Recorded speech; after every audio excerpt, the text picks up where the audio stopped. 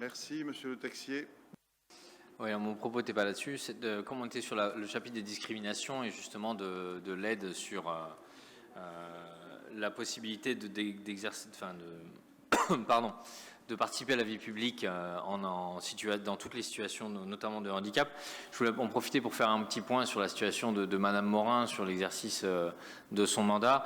Mentionner que donc nous avons fait un recours auprès de la CA de Toulouse afin de faire revoir la décision du tribunal administratif qui a statué qu'il remontait au niveau de la loi la difficulté de trancher sur les moyens de compensation de Madame Morin, et que nous allons déposer une question prioritaire de constitutionnalité sur ce point. Voilà, donc mentionner qu'ici notre but c'est véritablement de défendre les élus de tous bords de la France entière sur la possibilité d'exercer son mandat en situation de handicap. Voilà, donc Madame Morin travaille énormément, vous pouvez le voir par le nombre de ses contributions et l'ardeur avec laquelle elle défend ses dossiers. Et aujourd'hui, il n'est pas normal que Madame Morin, du fait de son autisme, soit obligée d'aller bien au-delà des moyens financiers qui lui sont alloués en piochant sur ses moyens personnels, afin d'être assistée non seulement pour les conseils, mais pour la préparation de ces conseils-là. Donc je voulais mentionner la situation actuelle. Donc nous travaillons avec les services de manière à ce que dans le cadre légal actuel, le maximum soit fait pour Madame Morin. Il y a des arriérés de paiement qui sont complexes à gérer en ce moment. Donc merci aux services de nous aider là-dessus. Mais je voulais faire un point sur la situation légale. Enfin, mentionner, je m'adresse plutôt à Monsieur Espuglas, qui avait eu des propos diffamatoires à propos de Madame Morin, il avait dit ici en séance au consignable qu'elle avait été condamnée pour des actes de violence dans les manifestations. J'aurais aimé que M. Espuglas mentionne le fait que Mme Morin a été relaxée et donc innocentée de tous les faits et de toutes les allusions qu'il avait pu prononcer ici dans cette enceinte. Alors, comme votre intervention ne porte pas sur la délibération, on va voter la délibération, puis je demanderai bien sûr à Pierre Espuglas Labattu de répondre. Donc, pour la délibération, qui ne participe pas, qui s'abstient, qui vote contre, elle est adoptée. Monsieur Espuglas Labattu. Oui, donc très brièvement, en tant qu'adjoint aux affaires juridiques, je ne peux que constater factuellement que le tribunal administratif de Toulouse, par 2 jugements du 27 avril dernier, a rejeté la requête de Madame Morin, c'est factuel. Libre à elle, effectivement, d'engager un recours, un appel devant la Cour administrative d'appel, de déposer derrière une question prioritaire de constitutionnalité pour contester les textes concernant les élus en situation de handicap. Libre à elle d'engager une pétition pour payer à hauteur de 4 500 € les frais d'avocat sans que, semble-t-il, coûte cette procédure. Je n'ai pas vraiment d'autres commentaires particuliers à faire que cela sur ce point. Quant au terme diffamatoire, il a un sens aussi précis. Je crois que je m'étais exprimé au moment où Mme Morin avait été condamnée en première instance à la suite donc d'agissements qui ont fait l'objet d'une condamnation de la part du tribunal judiciaire de Toulouse. Factuellement, c'est juste. Il se trouve donc le tribunal la Cour d'appel, l'a relaxé en appel, dont acte, mais il n'y a rien de diffamatoire là-dedans. Mon propos a été prononcé au moment, à la suite de la condamnation en première instance. Il y a eu un appel depuis, c'est ainsi. Je ne peux pas dire autre chose. Madame Morin.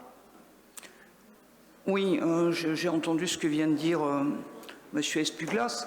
Simplement, Monsieur Espuglas, vous n'avez jamais pris la peine de dire que la condamnation était en première instance et vous n'êtes pas un novice en matière de droit, vous êtes professeur de droit. Donc vous ne pouvez pas ignorer que parler d'une condamnation sans préciser qu'il s'agit de première instance et qu'il y a eu un appel, c'est diffamatoire.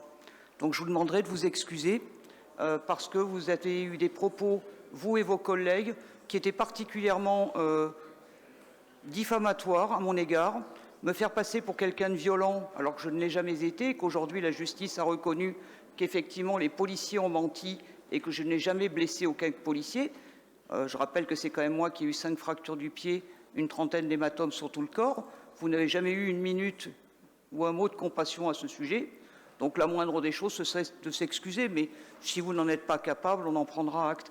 Et sinon, juste sur la question des frais de mandat, je considère, d'abord, je me permets de rappeler que si effectivement le tribunal administratif a préféré demander qu'effectivement la loi soit clarifiée par une question prioritaire de constitutionnalité, vous savez aussi parfaitement que la rapporteure publique avait jugé qu'en l'état des textes, il était tout à fait possible de nommer gain de cause. Mais au-delà de l'aspect juridique, la question elle est simple, c'est est-ce que vous considérez qu'il est normal de se servir du handicap d'une personne pour tenter de l'empêcher de mener son mandat à égalité avec les élus valides? J'ai quand même dépensé 20 000 € à ce jour. Dessus, vous m'avez remboursé 2 000 €. Donc, est-ce que c'est la volonté de la mairie de Toulouse de continuer à me discriminer et à m'empêcher de mener mon mandat puisque je serai étranglé financièrement? C'est ça la question, hein. Mais après, c'est des choix politiques que vous faites. Soit vous incluez et vous donnez les moyens à une élue de mener son mandat à égalité avec les autres, soit vous ne le faites pas. Et à ce moment-là, ne venez pas parler d'inclusion. Merci. Non, mais la base d'une collectivité territoriale, c'est bien d'appliquer les textes. Il y a eu un sujet d'interprétation de ces textes. Je constate là aussi, en première instance, que le tribunal administratif a validé notre interprétation, et il serait quand même spécial, il serait curieux que nous allions à l'encontre à la fois des textes et de l'interprétation donnée par le tribunal administratif. Il faudrait pour cela une délibération spécifique vous concernant qui pourrait être contestée elle-même par voie de déféré préfectoral au tribunal administratif. Ça serait une démarche un peu curieuse. Donc, permettez-nous juste d'appliquer les textes. Après, vous savez très bien que, sur le fond, vous bénéficiez d'indemnités, d'aide pour assister aux conseils municipaux, mais dans un cadre très précis. On peut peut-être regretter aujourd'hui, effectivement, que les textes soient exagérément circonscrits. Là aussi, on verra bien lorsque vous ferez la question prioritaire, lorsque vous déposerez la question prioritaire de constitutionnalité, si, un, la Cour d'appel donne droit à votre requête, et si, deux, effectivement, cela remonte au Conseil constitutionnel. Ça sera intéressant, mais là encore, on appliquera les textes et l'interprétation donnée par le Conseil d'État et le Conseil constitutionnel à la suite de cette QPC. Vraiment, je ne peux pas vous dire autre chose.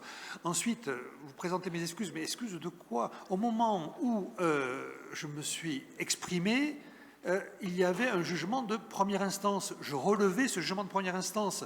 Là aussi, je ne peux pas vous dire autre chose, sincèrement. Vous avez été relaxé ensuite, dont acte, mais en quoi ce que j'ai pu dire était faux? À aucun moment, à aucun moment. Il y avait bien un jugement de première instance à ce moment-là. Bien, nous allons au chapitre suivant.